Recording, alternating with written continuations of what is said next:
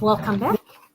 You tuned into Inspired Afternoons, and today on our environmental feature, we are going to be finding out, actually getting feedback with regard to the current status of the oil spill that happened in Mauritius on the 25th of July. So there was a ship named a Japanese tanker, MW Wakashio, ran aground near a coral reef in Mauritius, and this is home. Mauritius is home to world-renowned coral reefs and extremely popular with tourists. Like I mentioned earlier in my introduction, the area where this particular ship ran aground was situated near the airport on the south, very near to the popular Blue Bay area, where you have the most sensitive but amazing, beautiful coral reefs with snorkeling opportunities that are just par excellent and second to none. It said more than 3,000 of the 4,000 tons of oil from the ship's fuel reservoirs had been pumped out, but a small amount remained on board, and it was a race against the clock and against time to actually see how this fuel could then be collected and brought to shore.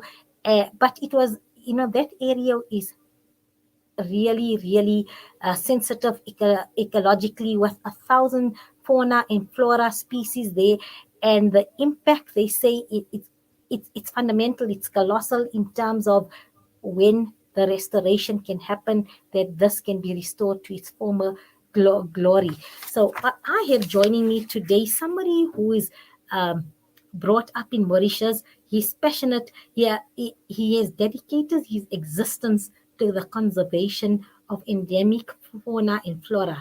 He is an associate professor in ecology at the University of Mauritius for over 20 years. And he's Professor Vincent Florens. And Professor Florens has been passionate about ecology since childhood. He is one of those who have the protection of endemic and indigenous biodiversity at heart. He goes on to say, what tourists would be interested in swimming in oil-stained waters, or in a country where beach erosion is increasing and where there is garbage everywhere? His area of expertise is in research around biological invasions and their impacts. So this issue, I'm sure, must have really caused him sleepless nights, very close to his heart, because this is his home, and the ecology of the area is basically part of his own, part of who he speaks for. And at 16 years old, he visited Ile Agri, and this is one of the islands, a protective conservation area just off the coast of Mauritius on the south, where he was went as a volunteer to learn to help before working for Mauritian Wildlife Foundation on an ecological forest restoration project.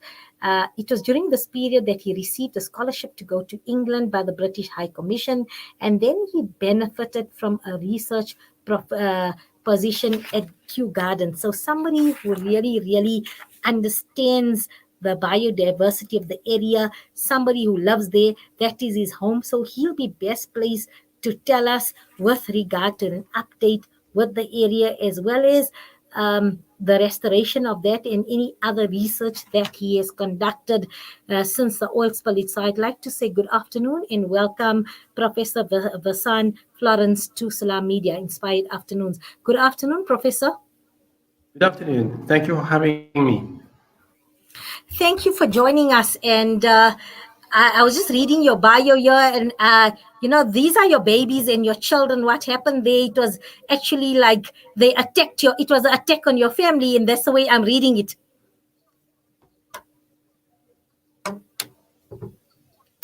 Can you hear me, Professor? Professor, can you hear me? Very much. I mean, indeed, it's the area where which had been affected by the oil spill. Yes, can you hear me?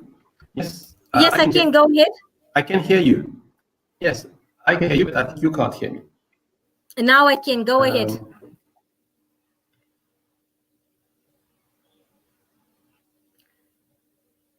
Let me just get Ziad to... Professor, you can go ahead. Can you hear us?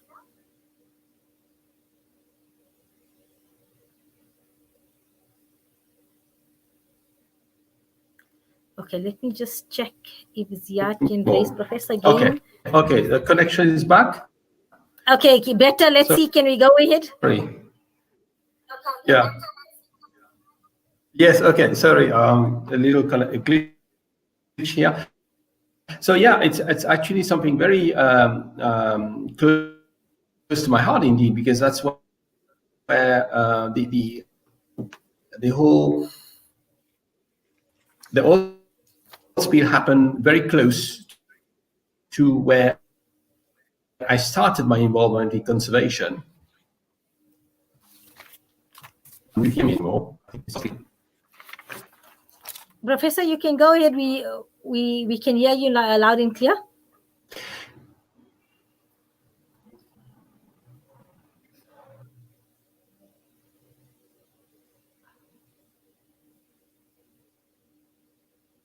What we're going to do is I'm going to see if Ziad can get Professor on audio. Let me just see. Ziad, can we go for a short break? Have you raised Professor? Okay, let's go for a short break while Ziad is busy trying to see if we can sort out the connectivity.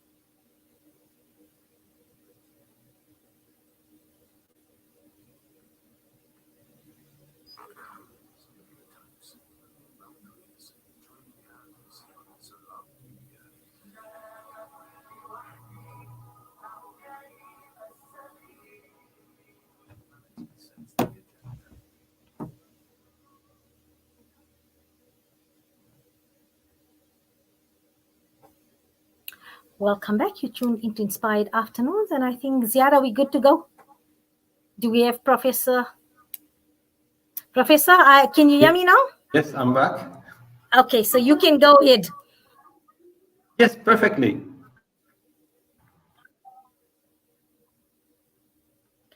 So tell us a little bit about what has happened since Yes, July to now, I was November. saying that the oil spill happened very close to where I started my involvement. Yeah, there has been on the site. There's been a lot of cleaning going on, obviously, and it's still going on today. We still have people cleaning up. Most of the spill oil.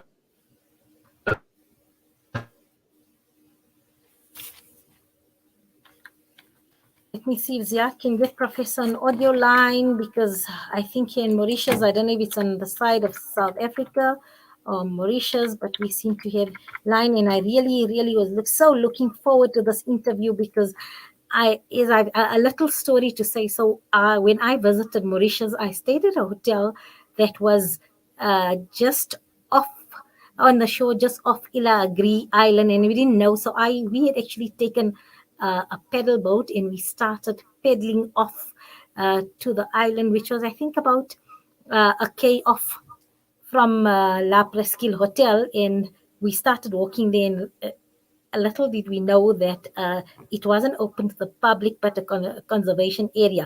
Professor, are you back with me? Yes, I can hear you on the phone. Okay. Yes. All right, so I think it's better. Let's do the conventional telephone line. So you can go ahead, and you were saying they're busy cleaning up. Yes, most of the very thick oil that has been spilled and actually reached the shore back in August, and it started on the 6th of August. Much of that oil has been retrieved and taken away. But in this kind of situation, there will be residual oil staying behind for a pretty long time, actually. So we can still continue to clean. And as we speak today, there's still cleaning operations going on. People are still cleaning some areas in the affected zone.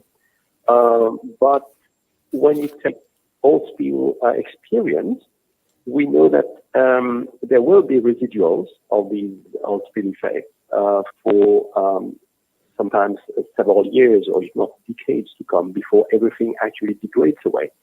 There is so much that we can actually remove. We can actually remove the oil from surfaces that have been affected, like rocks or things like that, or mud. But they are part of this oil that cannot be removed. They actually entered deeper in between the rocks, rocks that you can't move, or inside the mud in the mangroves and things like that. So we'll need to just let time do its job of degrading that oil. It will degrade with time. So the bulk, however, has been removed. And tell me, in terms of ecological damage around there, the coral and that, did you manage to do an assessment? And have you seen signs of regrowth? And now, after what's it now, almost getting to 4 months since the spill? In fact, regrowth is a bit early, in fact, to see this kind of thing. Well, we have to understand the impact of oil spills. They actually vary very much depending on the type of systems being impacted. For example, the plankton in the open ocean, the plankton communities, phytoplankton and zooplankton, these communities, they recover very quickly, usually after a matter of weeks or months. So it appears that these would have been fine by now, would have recovered. However, when it comes to beaches, we can expect the beaches to recover completely from these spills within 1 or 2 years. So those beaches that have been impacted will still have traces of oil in them for 1-2 years more. And areas where you have rocky shore, this can actually last 2 to 3 years. So basically, depending on the different types of shoreline, you have different lengths of impact on the shore. The worst of all being the mangroves. The mangroves, the impact of the oil spill can be very long. It is also important, I must just quickly say, that there are some immediate impacts which are no more being felt now. For example, some impacts like smothering of animals and plants with the oil because it blocks the oxygen and the animal and the plant cannot breathe and they die. This kind of impact is over because much of the thick oil has been removed. Another kind of impact that is also over would be, the impact that make the birds, for example, die of hypothermia because the oil sticks to the feathers and that makes the feather no more isolating the body of the bird from the water. So therefore, the bird gets very cold and it dies. So these kind of impacts are behind us. We don't have these anymore. The kind of impact we still have a degree of toxicity. For example, these oils are very toxic and they take some time to degrade. So they go into the food chain, animals eat it, and they go inside the fish and the crabs, etc. This is why at the moment we still have, it's forbidden to fish in this area, to catch anything for food because of the risk of these animals being toxic. That effect is still ongoing. But then there's another effect which is important to also keep in mind is the effect of disbalances. That is, when you have an oil spill, you have some species are more impacted than other species, and that creates disbalance in the ecosystem. And this disbalance, this equilibrium, will take some time to recover to their initial situation. And the final problem with oil spill is pure habitat destruction, like the mangroves die or something like that. If the mangrove plants are dying, then you will have loss of habitat for, and that can have a much longer effect because you need to replace the mangroves with time. So what I meant to say, to recap quickly, there are many different types of impacts of oil spills, some of which are now definitely behind us, and like smothering and wetting of birds, feathers, but other impacts are still ongoing. And that will take many, sometimes years and sometimes even decades to disappear altogether. Professor, and tell me, now that in South Africa, travel restrictions have been lifted, so international travel is now resuming, and it's upcoming the Christmas season, and many on the bucket list. Mauritius is a must, once in a lifetime, or sometimes as much as the budget can afford, to visit Mauritius. To enjoy the warm Indian Ocean beaches. So for somebody traveling as a tourist to Mauritius, especially if you're going down to the areas of Blue Bay and around that areas there, how safe is it in terms of swimming, snorkeling, scuba diving in those areas? Yes, you see, well, the important point to realize is that the areas being impacted is relatively small. It's kind of, it's 27 kilometers square in the southeast of the island. So this area is impacted, but the majority of Mauritius coastline has not been impacted at all. So there's a lot of scope for people to visit other places. That's for one thing.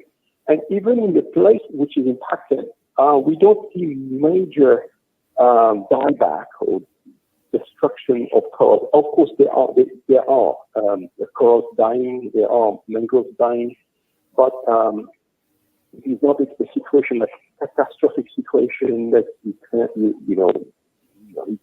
becoming eyesore and things like that. So I would say it is often very. An oil spill can be very emotional. Like people look at it as like a major destructive matter event. But when you look at the place, some areas look as if it's not being impacted. So, but of course, it's not safe to eat fish from that place. It's what it would not be recommended to go swimming. Some areas are still closed up. We don't allow people to go in these areas. They are out of bound areas because of the risk to health. But, tourists coming to Mauritius can have plenty of other places to go to than these small stretch of coastline that has been impacted in the southeast of the island. And one last thing I might say, just to give an idea of the extent of the impact, in Mauritius, coastal region, there are what we call environmentally sensitive areas. There's ecologically important places like coral reefs, mangroves, seagrass beds, and things like that. The extent that has been impacted by the oil spill is only about 9% of these places. So about 91% of the environmentally sensitive areas of Mauritius have not been impacted. So that is as many opportunities that people can have to go to these places without any risk whatsoever. Yeah, so that's good news indeed, that around 90% of your beautiful, glorious coastline is still available for tourists, for leisure, for swimming, snorkeling, etc. For me as well, I feel it's sentimental in that, because as I mentioned earlier, that the last time I was in Mauritius, I stayed at La Presqu'île, and that was in that area, and I didn't realize that that island of Ilagri was a conservation area not open to the public. So we had taken the paddle boat, and we paddled from the hotel up to the island. And yes, we got off and started to walk up the stairs. And then we met somebody from conservation who said, you know what, you need permission to actually enter this area, and it's a protected area. But so I'm familiar because it's one of the most beautiful, pristine areas for snorkeling. I mean, there's some just amazing species and amazing fauna and flora there. So just so that I'm familiar, so that's why personally I was very saddened when I heard about the oil spill, especially in that area. Yes, yes, indeed. Well, we should not, I think we should not minimize the most ecologically devastating events that has happened in Mauritius. But what we should also look at it in a right perspective, in the sense that it affected a relatively small area of the coastline, and we were very fortunate that it was a relatively small oil spill. I mean, it's 1,000 tons that went into the water, and if you compare that to the major oil spill that we've had in history of humanity, like the Amoco Cadiz, for example, which is a major oil spill that happened in Europe, and over there, I mean, comparable, we had only 0.3 to 0.6% of the oil spilling in the Mauritian oil spill. So it puts in perspective, it's a very, very tiny fraction of what happened, for example, in Amoco Cadiz oil spill. So there is this, and also there's the fact that we managed to clean very quickly much of these affected shorelines. And it's important to realize that, of course, we have also two Ramsar sites, that is wetlands of international importance in the Pundesty area in the Blue Bay Marine Park, which is very close to the site of the shipwreck. And the Blue Bay area has been impacted, but mildly, not very much. It has been protected in a way by the direction in which the oil went, and also the fact that they had taken action to put booms to prevent the oil from entering the bay. So there has been some protection to some extent as well, which we are very lucky about. But yes, most of the area of Mauritius coastline has not been impacted at all. So that's the good news of it, indeed. Yes, absolutely. Good news, Professor. And here from everybody at Salam Media, we'd like to we'd like to acknowledge yourself, as well as all the authorities and all the citizens of Mauritius that have actually assisted in ensuring that the damage was contained. It was minimal in such a short space of time, with the constraints of COVID. Everybody in Mauritius, the authorities, like yourself, as well as government, everybody had worked together in terms of containing this, ensuring that the impact, as I mentioned, was minimal, because it was sterling efforts, and to ensure that Mauritius remains a place that everybody can still keep on the bucket list and come and visit. Yes. Professor, can you hear me? Yeah, no, now I can hear you. Yes, it cut for briefly. Yes, indeed, I think it was a fantastic. There was a good side in all that. It actually federated many Mauritians together and put us all together. That was the same problem, and we people of all creeds, all ages, and all types. We went all there, and we tried to fight against this tragedy. And that was a very nice thing to see, that in face of tragedy, we actually are united and we do the right thing. And then people were working very, very hard to try to save what could be saved. So this is, I think, the good lesson to get out of it, is that we have the ability to fight for a good cause in this kind of thing. Of course, yes, it is indeed, we are very unlucky that this kind of thing has happened. It has also shown us that we were not so well prepared for this kind of thing to happen, because we had two previous shipwrecks, and luckily we didn't have oil spill, so we had some kind of warning in the past. We could perhaps, and we should perhaps, from what has happened now and take and beef up and improve our ability to prevent this kind of thing from happening again. So I think we learn from all these things, and it's a good we can progress, we can bounce back and build back better after such a tragedy. I think it is very important to take that lesson that we can do very well for our environment when the environment is threatened.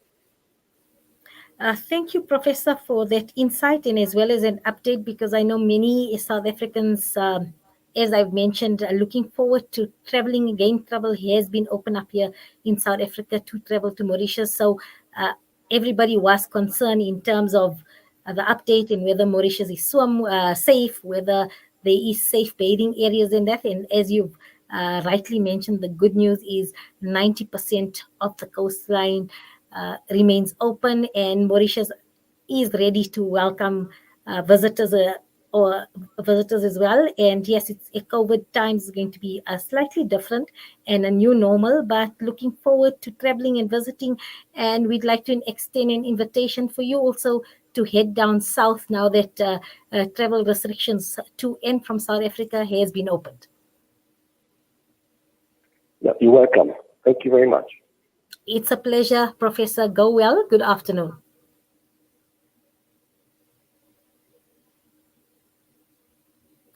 And that was Professor Vincent Florens, head of associate professor of conservation at the University of Mauritius, and he was updating us on the oil spillage that happened on the 25th. But it seems that all is well.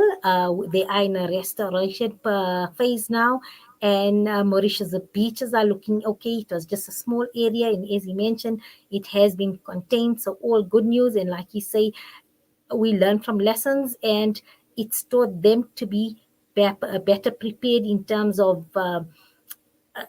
putting various measures in place to ensure that they can avert such disasters as well. And if something presents itself, they are now better experienced in terms of handling such situations. We're going to take a short break, and thereafter we're moving to our next segment, and that is through the annals of Islamic history. Please do stay tuned.